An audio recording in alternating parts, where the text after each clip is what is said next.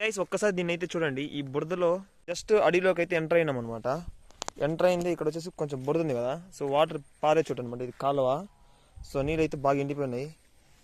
ఇక్కడ చూసేకి ఇక్కడ బాగా ఫుల్ బురద ఉన్నట్టుగా ఉంది కదా. యాక్చువల్గా ఇక్కడ 2 చేపలు ఉన్నాయి.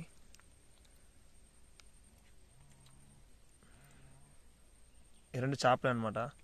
సో వాటిని అయితే నీళ్ళలో వదిలేద్దాం పాని.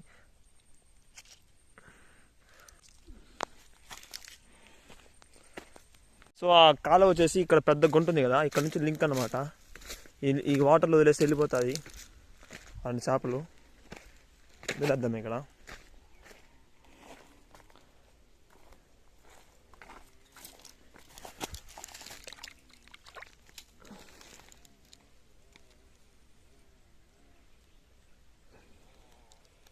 ఆ చేప నిద్రపోతున్నది.